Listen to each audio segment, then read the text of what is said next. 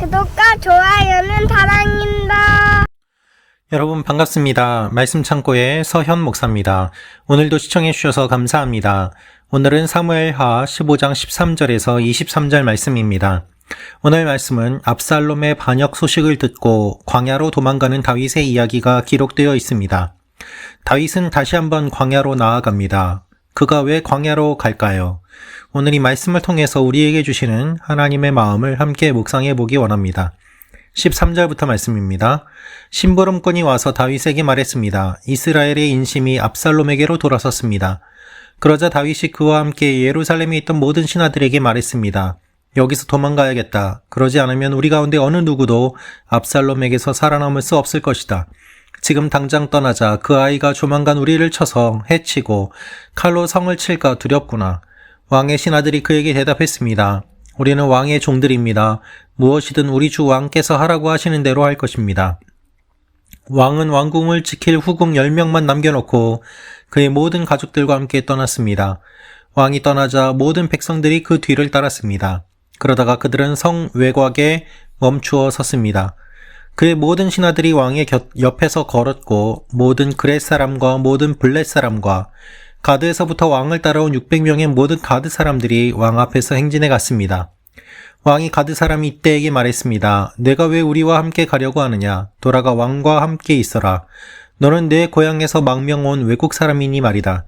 내가 온 것이 불과 얼마 전인데 어디로 갈지도 모르는 내가 어떻게 내게 우리와 같이 떠나자고 하겠느냐? 돌아가거라. 내 동포들도 데리고 가거라. 은혜와 진리가 너와 함께하기를 바란다. 그러나 이때가 왕께 대답했습니다. 여호와께서 살아계심과 내 주 왕께서 살아계심을 두고 맹세하는데 내 주 왕께서 계시는 곳이면 어디든 그것이 죽음이든지 생명이든지 상관없이 왕의 종도 거기에 있을 것입니다. 다윗이 이때에게 말했습니다. 그러면 먼저 건너가거라. 그리하여 가드 사람이 이때는 자기 부하들과 그에게 딸린 아이들과 함께 건넜습니다. 온 백성들이 지나갈 때 나라 모든 백성들이 큰 소리로 울었습니다.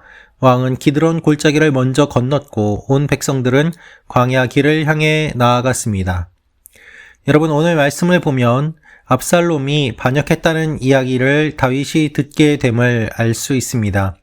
심부름꾼이 와서 다윗에게 이야기합니다. 이스라엘의 인심이 압살롬에게로 돌아섰습니다. 압살롬은 오랜 시간 동안 사람들의 인심을 얻으려고 노력했습니다.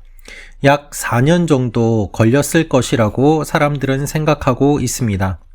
그동안 압살롬은 사람들의 마음을 밑바닥부터 모으기 시작하였고 어느 정도 때가 되자 아버지 다윗을 쫓아내고 반역을 저질렀던 것입니다. 그런데 이와 같은 상황 가운데서 다윗은 압살롬과 싸우지 않습니다. 다윗은 이렇게 이야기합니다. 여기서 도망가야겠다라고 말입니다. 압살롬이 두려워서 도망가는 것일 수도 있습니다. 그러나 또한 아들과 싸우고 싶지 않은 아버지의 마음일 수도 있습니다. 중요한 것은 다윗은 싸우지 않고 도망가려고 했다는 것이고 그 가운데는 아버지의 마음도 또 왕의 마음도 여러 마음들이 섞여 있었다는 것이죠. 다윗이 도망갈 때 왕의 신하들은 왕에게 이렇게 이야기합니다. 어디로 가든지 무엇을 하든지 우리는 왕과 함께 할 것입니다. 라고 말입니다. 여러분 여기에서 역설적인 내용을 우리가 볼 수 있습니다. 왕의 아들은 왕을 쫓아내고 자신의 아버지를 쫓아내고 죽이려고 하는데 오히려 이방 사람들은 왕을 따르고 다윗 옆에 함께 있었기 때문입니다. 가족이라고 해서 믿을 만한 것도 아닙니다. 남이라고 해서 믿지 못하는 것도 아닙니다. 가장 어려울 때에 누가 나와 함께 있는가 그것을 보면 그 사람의 됨됨이를 알 수 있습니다. 지금 다윗이 어려운 상황 가운데 있을 때 오히려 외국에서 온 사람들은 다윗과 함께 있었습니다. 다윗은 이때에게 이야기를 합니다. 너는 외국 사람인데 왜 나하고 같이 있으려고 하느냐? 너는 온 지 얼마 되지 않았으니 다 데리고 다시 원래대로 돌아가도 좋지 않겠느냐? 그러나 이때는 끝까지 충성스럽게 이야기를 합니다. 왕이 계시는 곳이면 죽음이든지 생명이든지 상관없이 나도 거기에 있을 것입니다. 라고 말이죠. 여러분 이것이 하나님께서 우리에게 말씀하시는 내용입니다. 우리는 사람을 의지해서는 안 됩니다. 우리가 어려움에 처해 있을 때 내가 믿고 의지했던 사람은 나를 도와주지 않을 때가 많이 있습니다. 반대로 내가 생각지도 못한 사람들이 내 곁에서 나를 돕기도 합니다. 그것이 놀라운 하나님의 은혜입니다. 내가 의지했던 사람들은 나를 배신하고 나를 죽이려고 하지만 전혀 생각지도 못했던 사람들이 나를 도와주고 살려주는 것들, 그것이 어떻게 인간적인 계획으로 가능하겠습니까? 하나님의 은혜가 아니고서는 불가능한 일입니다. 다윗은 다시 한번 광야 길을 향해 나아갑니다. 여러분, 다윗은 오랜 시간 동안 광야를 헤맸던 사람입니다. 그가 왕이 되기 전에 광야를 헤매면서 그는 하나님을 많이 만났습니다. 그런데 그가 왕이 된 이후에는 하나님을 만나고 하나님 앞에 기도했다는 내용을 우리가 잘 찾아보기가 어렵습니다. 그는 범죄하였습니다. 그리고 오랜 시간 동안 문제를 해결하지 않고 자녀들의 문제를 그대로 방치해 둡니다. 다윗이 지금 싸우지 않고 광야길로 나아가는 이유는 무엇일까요? 그는 다시 한번 광야에서 하나님을 경험해야 함을 알게 되었습니다.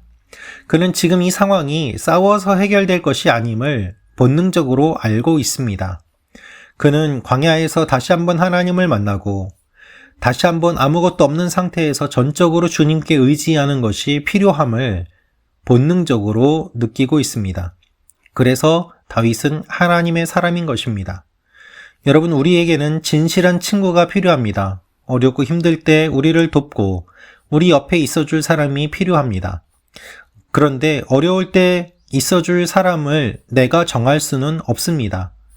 내가 정해도 그 사람들이 내 마음대로 움직여주지도 않기 때문입니다.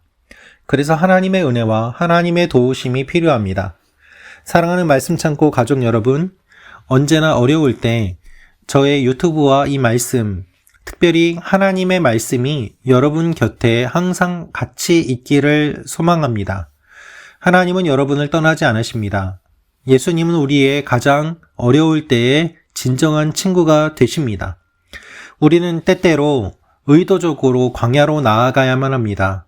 내 상황과 환경을 내가 돌아보고 영적으로 안이해지고 죄를 짓고 그리고 다시 한번 회복해야 되겠다고 느낄 때, 그때 다시 한번 광야로 나아갈 필요가 있는 것입니다. 다윗이 피를 흘리며 싸우지 않고 광야로 나아간 이유는 무엇입니까?